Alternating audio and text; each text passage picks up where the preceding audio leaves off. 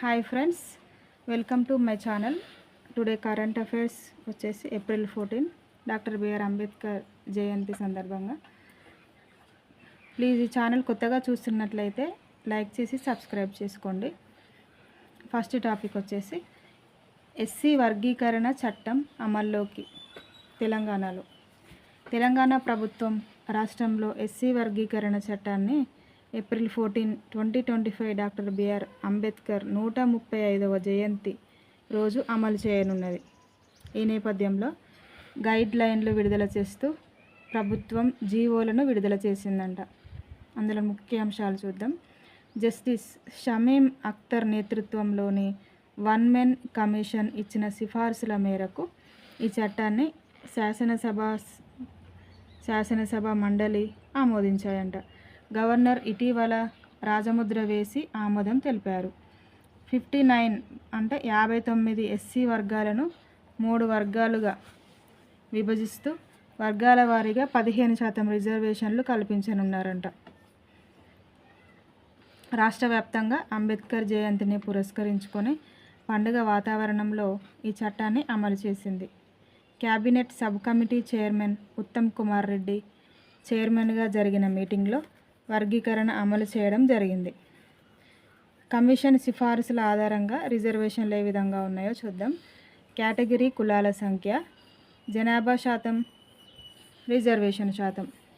ఈ కేటగిరీలు మూడు గ్రూపులుగా ఉన్నాయి కదా. ఫస్ట్ గ్రూప్లో వచ్చేసి సామాజికంగా, ఆర్థికంగా, విద్యాపరంగా అత్యంత వెనుకబడిన షెడ్యూల్డ్ క్యాస్ట్గా వీరిని పరిగణించారంట. గ్రూప్ 1 అవి కులాల సంఖ్య 15 మాత్రమే ఉన్నాయి.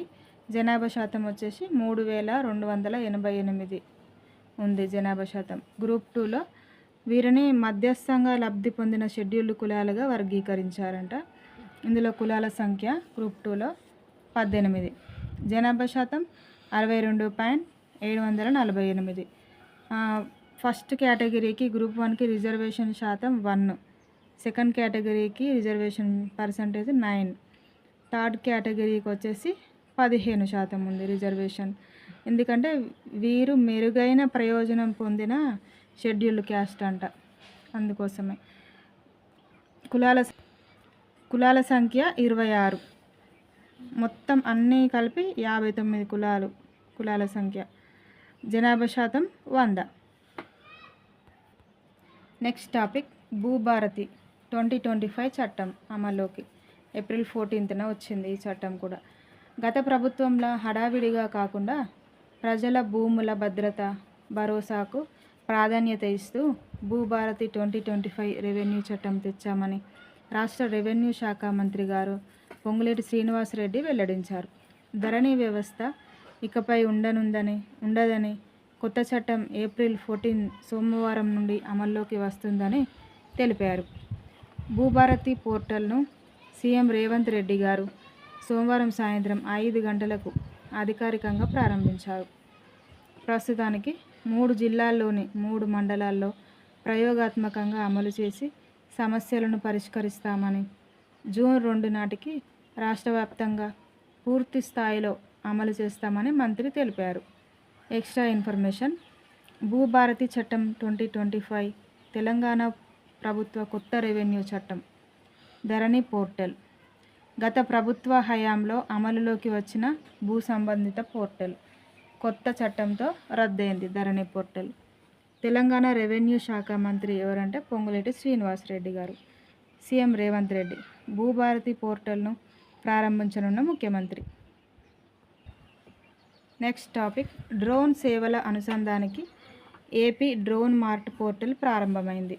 వ్యవసాయం, విపత్తు నిర్వహణ, పోలీసింగ్, మౌలిక సదుపాయాల పర్యవేక్షణ వంటి విభాగాల్లో డ్రోన్ సేవల వినియోగాన్ని ప్రోత్సహించేందుకు ఆంధ్రప్రదేశ్ ప్రభుత్వం ఏపీ డ్రోన్ మార్ట్ అనే ప్రత్యేక పోర్టల్ను ప్రారంభించిందంట. ఈ పోర్టల్ను APSFL అంటే Andhra Pradesh state fibre net limited MD doctor K Rangarao గారు అనంతపురంలో ప్రారంభించారంట. పోర్టల్ ముఖ్యాంశాలు ఏంటో చూద్దాం. ఉద్దేశం: డ్రోన్ సేవలను వినియోగదారులు మరియు ప్రభుత్వ విభాగాలకు అందించేందుకు సేవలు అందించే సంస్థలతో అనుసంధానం చేయడం. డ్రోన్ల వినియోగం కలిగిన రంగాలు. ఈ డ్రోన్ల వినియోగం ఏ ఏ రంగాల్లో ఉపయోగపడుతుందంటే డ్రోన్లు వ్యవసాయం, విపత్తు నిర్వహణ, నగరాభివృద్ధి, పోలీసింగ్, రద్దీ నియంత్రణ, భద్రత పర్యవేక్షణ. Orvakal drone use zone. Kurnool జిల్లా ఓర్వకల్లులో 300 ఎకరాల డ్రోన్ వినియోగ ప్రదేశాన్ని ఏర్పాటు చేశారంట. దీని ద్వారా డ్రోన్ శిక్షణ ప్రదర్శనలకు అవకాశం ఉంటుందంట. Extra information. డ్రోన్ నియంత్రణ సంస్థ DGCA, directorate of civil aviation. Drone నియమాలు. డ్రోన్ రూల్స్ 2021 ద్వారా డ్రోన్ వినియోగానికి అనుమతులు సులభతరం అయ్యాయి. డ్రోన్ పరికరాల తయారీకి PLI స్కీమ్ 2021లో ప్రారంభమైంది. దేశీయ తయారీని ప్రోత్సహిస్తుంది. ఆంధ్రప్రదేశ్ యొక్క ప్రత్యేకతలు ఏంటో చూద్దాం. విశాఖపట్నంలో ల్యాండ్ రికార్డుల కోసం బ్లాక్ చైన్ టెక్నాలజీ వినియోగం మొదలైంది. APSFL, Andhra Pradesh state fibre net limited రాష్ట్ర వ్యాప్తంగా డిజిటల్ కనెక్టివిటీ అందించడమే లక్ష్యమంట. ఇతర రాష్ట్రాల్లో డ్రోన్ వినియోగం. ఇంకా వేరే రాష్ట్రాలలో డ్రోన్ ఏ విధంగా వినియోగిస్తున్నారంటే తెలంగాణలో మెడిసిన్ ఫ్రమ్ ది స్కై ద్వారా డ్రోన్లతో మందుల పంపిణీ చేస్తున్నారంట. నెక్స్ట్ మధ్యప్రదేశ్లోని గ్వాలియర్లో భారత్లో మొట్టమొదటి డ్రోన్ స్కూల్ స్టార్ట్ అయిందంట. నెక్స్ట్ టాపిక్ వెదురు ఆధారిత బుల్లెట్ నిరోధక బంకర్లు. IIT గువాహటి పరిశోధన ఫలితం. గువాహటిలోని IIT పరిశోధకులు సైనిక అవసరాల కోసం వెదురు ఆధారిత మిశ్రమ పదార్థం తయారు చేశారు. దీన్ని బుల్లెట్లను తట్టుకునే బంకర్లు, రక్షణ శాఖ షెల్టర్లు వంటి నిర్మాణాల్లో ఉపయోగించవచ్చు. ఈ కొత్త పదార్థం సాంప్రదాయ లోహాలకు పర్యాయంగా నిలిచేలా రూపొందించారంట. ముఖ్యాంశాలు. ఇది అభివృద్ధి చేసిన వారు ఎవరంటే IIT గువాహటి శాస్త్రవేత్తలు. వినియోగం రక్షణ బంకర్లు మరియు షెల్టర్లలో. పరీక్షిస్తున్నది భారత సైన్యం. బలం తూటాలను తట్టుకునే సామర్థ్యం కలిగిన పదార్థం అంట ఇది. గుణాలు తక్కువ బరువు, వంపుకు అనుగుణంగా ఉండే సామర్థ్యం. Extra information. IIT గువాహటి 1994లో స్థాపించబడింది. పదార్థ శాస్త్రం, పర్యావరణ ఇంజనీరింగ్లో ప్రావీణ్యం. వెదురు హరిత ఉక్కుగా పిలువబడుతుంది. ఫర్నిచర్, హౌసింగ్లో విస్తృత ఉపయోగం వెదురుతో. ఇండియాలో ప్రపంచంలో టాప్ 3లో వెదురు నిల్వలు కలిగిన దేశాల్లో ఒకటి. ముఖ్యంగా ఈశాన్య రాష్ట్రాల్లో విస్తృతంగా లభ్యమవుతుందంట. నెక్స్ట్ టాపిక్ భారత్ అమ్ముల పొదిలోకి లేజర్ వెపన్ సిస్టమ్. భారతదేశం శత్రు క్షిపణుల డ్రోన్లను తుడిచేసే సామర్థ్యం కలిగిన అత్యాధునిక లేజర్ వెపన్ సిస్టమ్ను విజయవంతంగా పరీక్షించింది. ఈ పరీక్షను ఆంధ్రప్రదేశ్లోని కర్నూలులో defence research and development organisation DRDO నిర్వహించిందంట. Important points. 30 కిలోవాట్ల శక్తి కలిగిన లేజర్ వెపన్ను పరీక్షించారు. DRDO chairman doctor Sameer V Kamat ప్రకారం ఇది ఇంకా ప్రారంభ దశ మాత్రమేనంట. ఇంకా తయారు చేసేవి ఎన్నో ఉన్నాయంట ఇందులో. ఈ వెపన్ ద్వారా డ్రోన్లు, క్షిపణులు లాంటి లక్ష్యాలను నిశ్శబ్దంగా తక్షణమే అణచివేయవచ్చట.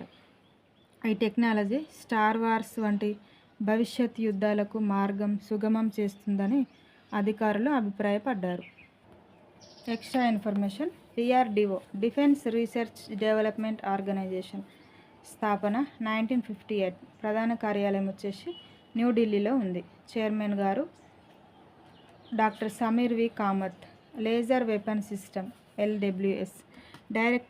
డైరెక్టెడ్ ఎనర్జీ వెపన్ DEWగా పిలుస్తారు. లక్ష్యాన్ని వేడి చేసి ధ్వంసం చేయడంలో నిపుణత. శత్రు డ్రోన్లు, UAVలు క్షిపణులను సమర్థంగా తుడిచివేస్తుందంట. పర్యావరణ హితం, ఖర్చు తక్కువ, శబ్దరహితమైనటువంటి ఆయుధం అంట.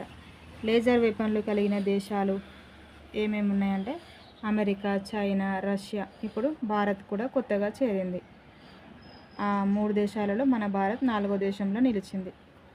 నెక్స్ట్ టాపిక్ భారత విదేశీ మారక ద్రవ్య నిల్వలు రికార్డు స్థాయికి 676.26 బిలియన్లు.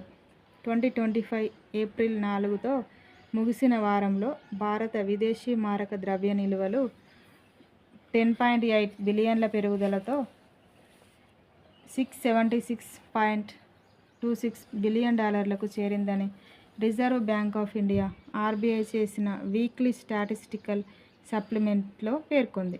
ప్రధాన భాగాల వారీగా వివరాలు. విదేశీ కరెన్సీ ఆస్తులు ఎఫ్సిఏ 9.07 బిలియన్లు పెరిగి మొత్తం 574 బిలియన్లుగా నమోదయ్యాయి. ఇవి విదేశీ మారక నిల్వల్లో అత్యంత పెద్ద భాగం. Extra information. విదేశీ మారక నిల్వలు ఫోరెక్స్ రిజర్వ్స్ అంటే దేశం కలిగి ఉన్న విదేశీ కరెన్సీలు, బంగారం, ఐఎంఎఫ్, ఎస్డిఆర్లు. ఐఎంఎఫ్లో ఉన్న రిజర్వ్ స్థానం. ఆర్బీఐ భారతదేశ కేంద్రీయ బ్యాంకు. ఇది దేశ ఆర్థిక స్థిరత్వాన్ని నిర్వహిస్తుంది. ఎస్డిఆర్ఎస్ అంతర్జాతీయ ద్రవ్యనిధి సంస్థ ఐఎంఎఫ్ సృష్టించిన ప్రత్యేక రిజర్వు సంపత్తులు. ప్రపంచ స్థాయిలో భారత స్థానం 2025 నాటికి విదేశీ మారక నిల్వల పరంగా టాప్ 5 దేశాల్లో ఒకటి. ఫోరెక్స్ నిల్వల ఉపయోగాలు. ఆర్థిక శాఖలకు బఫర్గా పనిచేయడం, రూపాయి విలువను స్థిరంగా ఉంచడం, దేశ ఆర్థిక విశ్వసనీయతను పెంపొందించడం. Next topic. ప్రపంచంలో మొట్టమొదటి రోబోల బాక్సింగ్ మ్యాచ్. 2 రోబోలు కలిసి ఈ బాక్సింగ్ మ్యాచ్లో పాల్గొంటాయంట. G1, H1. చైనా రోబోటిక్ సంస్థ యూనిట్రీ ప్రపంచంలోనే తొలిసారిగా 2 హ్యూమనాయిడ్ రోబోల మధ్య బాక్సింగ్ పోటీ నిర్వహించి ప్రకటించింది. ఈ చారిత్రాత్మక ఫైట్ వచ్చే నెలలో జరగనుండగా ప్రత్యక్ష ప్రసారానికి కూడా ఏర్పాట్లు జరుగుతున్నాయంట. పోటీలో పాల్గొనబోయే రోబోలు, వాటి పేర్లు. G1 రోబో 4.3 అడుగుల ఎత్తు కలిగిన హ్యూమనాయిడ్. H1 రోబో 5.11 అడుగుల ఎత్తుతో యూనిట్రీ యొక్క ప్రధాన మోడల్. H1 రోబో యొక్క ప్రత్యేకతలు చూద్దాం. అత్యుత్తమ కంప్యూటింగ్ శక్తి కలదంట. అధునాతన చలనచిత్రం సాంకేతికత. 2024లో రోబో నృత్య ప్రదర్శనలతో ప్రజల్లో విశేష ఆదరణ పొందిందంట. Promotional video. యూనిట్రీ సంస్థ ఈ బాక్సింగ్ పోటీకి సంబంధించిన వీడియోను విడుదల చేసిందట. ఇది ఇంటర్నెట్లో తెగ వైరల్ అవుతుందట. యూనిట్రీ రోబోటిక్స్ చైనాలోని ప్రముఖ హ్యూమనాయిడ్ అండ్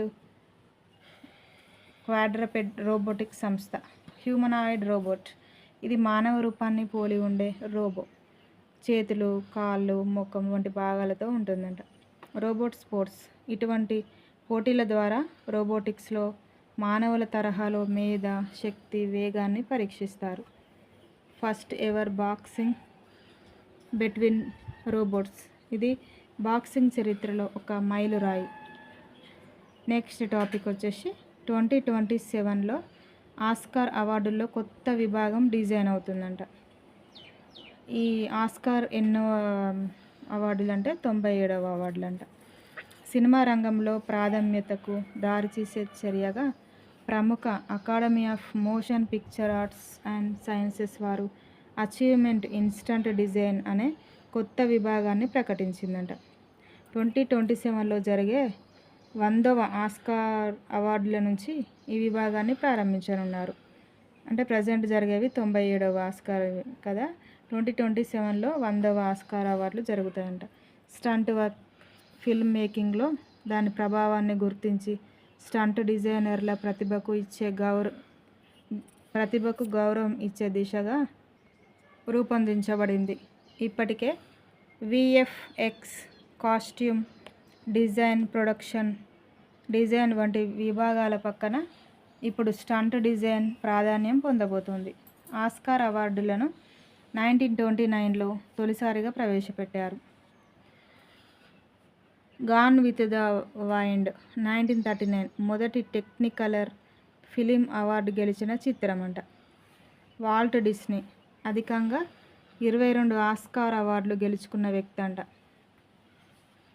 కేట్ బ్లాంచెట్ ఈమె 2 విభిన్న పాత్రల కోసం ఆస్కార్ గెలుచుకున్న ఏకైక నటి, హీరోయిన్.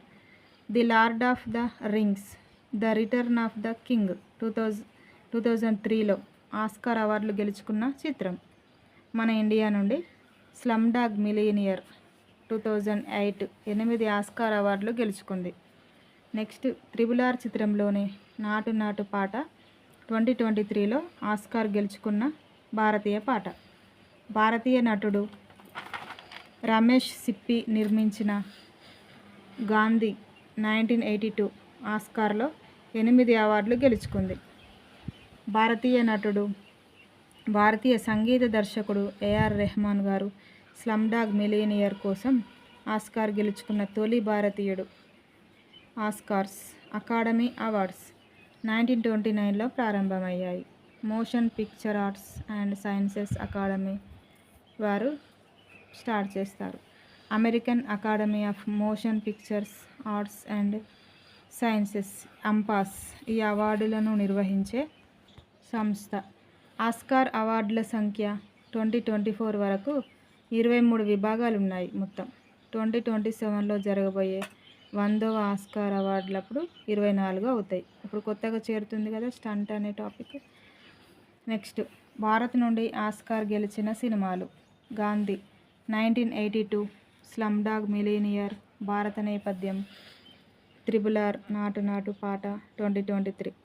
స్టంట్ వర్క్లో ఆస్కార్ ఇప్పటి వరకు లేనందున ఇది ప్రముఖ మార్పుగా చరిత్రలో నిలిచిపోయే అవకాశం ఉందట. నెక్స్ట్ టాపిక్ వచ్చేసి ఒక కొత్త మొక్కజొన్న వంగడాన్ని జయశంకర్ వ్యవసాయ వర్సిటీ వారు గుర్తించి ఘనత సాధించారు. DHM 144. ఆచార్య జయశంకర్ తెలంగాణ రాష్ట్ర వ్యవసాయ విశ్వవిద్యాలయ PJT-SAU శాస్త్రవేత్తలు అభివృద్ధి చేసి తమిళనాడు కోయంబత్తూరులో జరిగిన ICAR అంటే ఇండియన్ కౌన్సిల్ అగ్రికల్చర్ రీసెర్చ్ సమావేశం విడుదలైన కొత్త హైబ్రిడ్ వంగడాలు. అందులో ఏమేమి వంగడాలు ఉన్నాయంటే DHM 144 ఇది తెలంగాణ మక్క 6 అధిక పిండి పదార్థంతో ఎథనాల్ తయారీకి అనుకూలంగా ఉంటుందట. DHM 182, DHM 193, DHM 206 ఎండు తెగులుకు కూడా తట్టుకునే మెట్ట భూమిలో అధిక దిగుబడినిస్తుందంట. DHM 218 ఇవి కలిపి వర్సిటీ అభివృద్ధి చేసిన హైబ్రిడ్ మొక్కజొన్న వంగడాలు మొత్తం 24కు చేరినాయంట. ఇప్పుడు ఎక్స్ట్రా ఇన్ఫర్మేషన్. PIT-SAU తెలంగాణ రాష్ట్ర ప్రథమ వ్యవసాయ విశ్వవిద్యాలయం ఆచార్య K. జయశంకర్ గారి పేరిట. మొక్కజొన్న మేజ్ భారతదేశంలో 3వ ప్రధాన పంట. మరి 3వ ప్రధాన పంట మొక్కజొన్న అయితే ఫస్ట్ది వరి, సెకండ్ది గోధుమల, తర్వాత మొక్కజొన్న. ICAR భారత వ్యవసాయ పరిశోధనా మండలి, ఇండియన్ కౌన్సిల్ అగ్రికల్చర్ రీసెర్చ్ వ్యవసాయ మంత్రిత్వ శాఖకు చెందిన నేషనల్ బాడీ. నెక్స్ట్ టాపిక్ గాలికుంటు వ్యాధి మధ్య ఐరోపాలో బాగా విజృంభిస్తుందంట. వేల పశువులు చనిపోతున్నాయంట. సరిహద్దులు కూడా మూసివేస్తున్నారంట. మధ్య ఐరోపాలో దాదాపు 50 ఏళ్ల విరామం తర్వాత గాలికుంటు ఫుట్ అండ్ మౌత్ డిసీజ్ వ్యాధికారకం ప్రబలింది.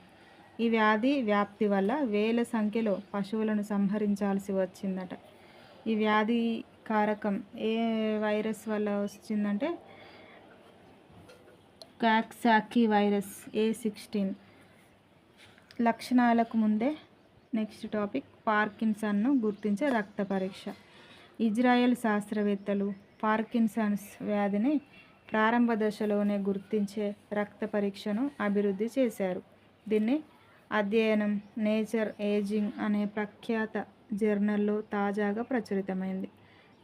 ఈ పరిశోధనలో నాడీ సంబంధిత వ్యాధుల్లో కీలక పాత్ర పోషించే RNA జగిన్స్ అయిన ఇందులో ఒకటి పార్కిన్సన్ వ్యాధి ప్రారంభానికి, మరొకటి ఆ వ్యాధి పురోగతికి సంబంధించినది. TRFSలో కనిపించిన మార్పులను పరిశీలించి వ్యాధి ప్రాథమిక దశలోనే రక్త పరీక్ష ద్వారా గుర్తించే విధానాన్ని అభివృద్ధి చేశారంట. ఇది వేగంగా ఖచ్చితంగా తక్కువ ఖర్చుతో గుర్తించే పరీక్ష అని చెప్పారు పరిశోధకులు. 23వ లా కమిషన్ చైర్మన్గా జస్టిస్ దినేష్ మహేశ్వరి గారు. సుప్రీంకోర్టు రిటైర్డ్ న్యాయమూర్తి జస్టిస్ దినేష్ మహేశ్వరి 23వ లా కమిషన్ చైర్మన్గా నియమించనున్నట్లు సమాచారం. ఆయన నియామకానికి సంబంధించిన నోటీస్ త్వరలోనే ఈ వారంలోగా విడుదలయ్యే అవకాశం ఉందంట. జస్టిస్ దినేష్ మహేశ్వరి ప్రొఫైల్ 2019 జనవరి సుప్రీంకోర్టు న్యాయమూర్తిగా నియామకం. 2023 మే 14న పదవీ విరమణ చేశారు. Next topic, ICC cricket committee చైర్మన్గా మళ్ళీ సౌరవ్ గంగూలీ గారు నియామకమయ్యారు. భారత మాజీ కెప్టెన్ సౌరవ్ గంగూలీ మళ్ళీ ఐసీసీ పురుషుల క్రికెట్ కమిటీ చైర్మన్గా కొనసాగనున్నారంట. దుబాయ్లో జరిగిన ఐసీసీ వార్షిక సర్వసభ్య సమావేశం సందర్భంగా ఈ నిర్ణయం తీసుకున్నారు. ఎక్స్ట్రా ఇన్ఫర్మేషన్, అదనపు సమాచారం, ఐసీసీ ఇంటర్నేషనల్ క్రికెట్ కౌన్సిల్ ప్రధాన కార్యాలయం దుబాయ్లో ఉంది. సౌరవ్ గంగూలీ 113 టెస్టులు, వన్డేలు ఆడిన 311 వన్డేలు ఆడిన భారత మాజీ కెప్టెన్. 2019 నుండి 2022లో బీసీసీఐ అధ్యక్షుడిగా కూడా పనిచేశారు. ఇవి ఫ్రెండ్స్ ఇవాల్టి కరెంట్ అఫైర్స్. ప్లీజ్ లైక్ చేసి సబ్స్క్రైబ్ చేసుకోండి. నెక్స్ట్ వీడియోలో మళ్ళీ మీ ముందుకు వస్తాను.